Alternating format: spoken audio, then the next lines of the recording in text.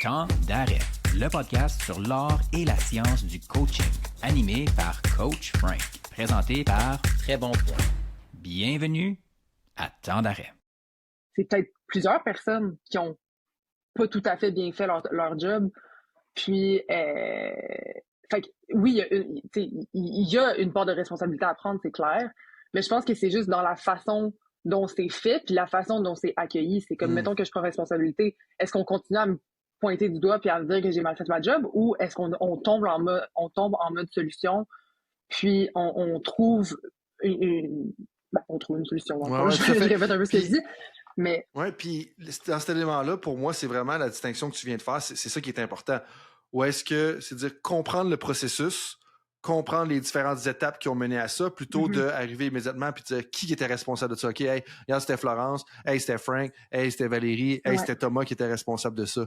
Puis ça va faire que les gens vont se sentir un peu plus en sécurité. Oui. Puis, juste pour faire du pouce, là, tu parles de processus, puis quand vient processus, après ça vient le résultat souhaité / non souhaité. Est-ce que c'est une réussite? Est-ce que c'est un échec? Puis quelque chose que j'aime beaucoup je suis allée lire un peu sur le No Blame Culture, puis ce que je lisais, c'est la peur, comment, dans le fond, ils prennent une toute autre perspective face à la peur de l'échec. Puis l'échec, c'est pas une finalité, l'échec, c'est pas dans le fond, ce qu'ils disent, eux, c'est qu'il ne faut pas avoir peur de l'échec. Dans le sens, c'est une partie du processus. Il faut prendre l'échec comme une source d'apprentissage plutôt que de le voir comme une finalité. Puis, en ayant ça en tête, en ayant ça comme mentalité, c'est une partie du processus, dans le fond, ce qui s'est passé. Puis, apprenons de ça, puis au lieu de dire « Ah, telle personne a fait ça, cette personne-là est out de l'équipe » ou quoi que ce soit, non, travaillons là-dessus, puis en tout cas, moi, si tu oublies une fois de mettre un aileron, tu l'oublieras pas la prochaine fois. Là. Tout à fait. Surtout qu'elle coûte 250 000 $, l'aileron. Facteur non négligeable. Exactement. Puis dans cette optique-là, pour répondre à ta question de est-ce que c'est réaliste, le no blame culture, je pense que c'est réaliste si tu le vois comme un processus, parce que non, c'est pas facile de tout de suite plonger dans on blâme plus, on se fâche plus, ça prend quand même un shift de mentalité, puis ce shift de mentalité-là, c'est un processus aussi, puis je pense que de réagir fortement, mettons qu'il se passe quelque chose, t'es fâché, puis tu t'exprimes peut-être de façon un peu excessive, c'est humain là, de faire ça. À un moment donné, il faut pas commencer à se taper sur la tête non plus parce que tu as des réactions comme ça, mais c'est d'en prendre conscience, puis de solutionner, puis de trouver des alternatives qui, éventuellement, vont mener à un no-blame culture. Fait que, oui, je pense que c'est réaliste, mais je pense que c'est un processus long. Puis c'est tellement un bon point quand tu dis de ne pas avoir peur de l'échec. Puis j'avais pas fait le lien entre la peur de l'échec puis le no-blame culture. Puis c'est un peu ironique parce que dans un de mes premiers articles de doctorat, je parle des comportements d'un innovateur, d'une innovatrice, puis un de ces comportements-là, c'est l'expérimentation. Mais si tu expérimentes, là, clairement, tu vas te planter, tu sais. Mais des fois, je pense que le sport met tellement d'accent sur la performance, puis là, je vais faire un lien potentiellement avec ton chapitre par la suite, qu'on ne sent pas qu'on ait cette marge d'erreur-là pour faire un échec. Mais sais-tu quoi? Je pensais au début que c'était juste le sport, là. Mais c'est pas le sport, là. Je vais te donner un exemple concret, tu sais. T'invites des amis chez vous. Moi, je suis pas un très bon chef. Chez nous, c'est ma conjointe qui cuisine, puis il y a personne qui se plaint que ma conjointe cuisine parce que tout le monde en bénéficie, que ce soit les repas ou que ce soit les desserts plus particulièrement, tu sais. Mais le point avec ça, c'est qu'à un moment donné, si je veux pouvoir contribuer davantage à la santé culinaire ou à l'aspect culinaire de ma famille, faut bien que je cuisine de temps en temps, tu sais.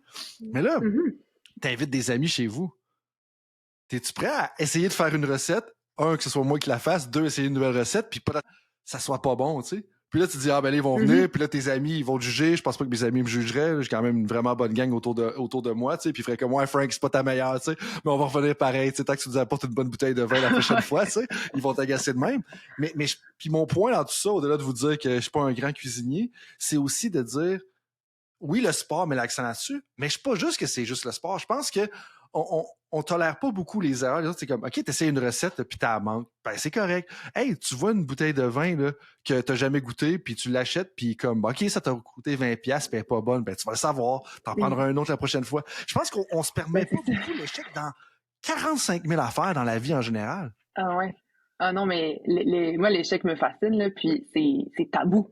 C'est fou comment c'est tabou, l'échec, mais puis, tu sais, quand tu y penses, c'est quoi un échec? Un échec, c'est quand t'as pas le résultat souhaité. Mais t'as pas le résultat souhaité à différents niveaux, dans le sens, comme tu dis, si t'achètes une mauvaise bouteille de vin.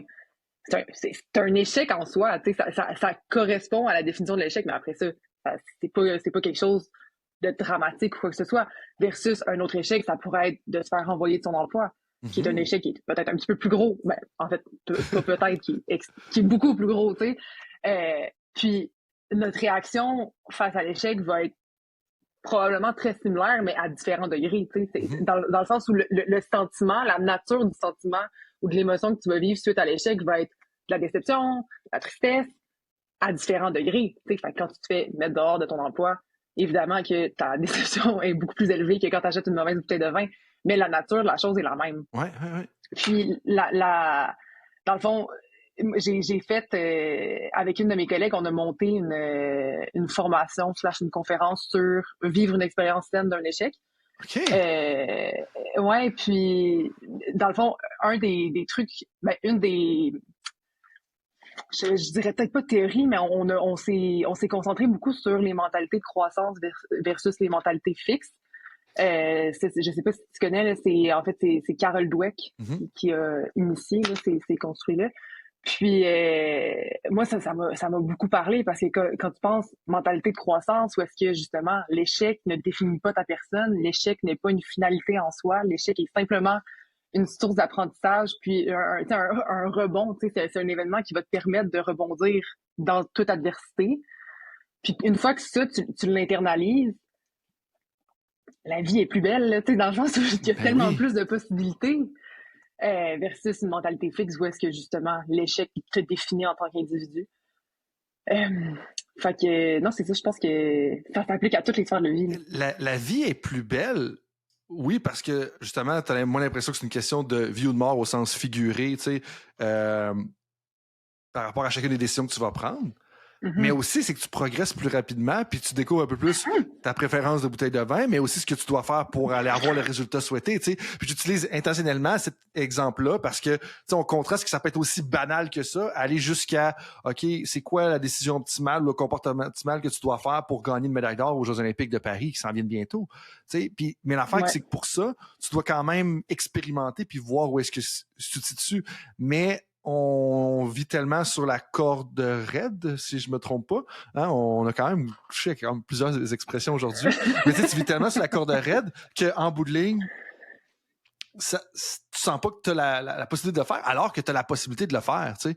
Puis ça, je pense que des fois, on se le permet pas assez. Puis oui, c'est de voir qu'il y a des moments, peut-être que oui, on va minimiser les expérimentations, mais de permettre justement des phases d'expérimentation.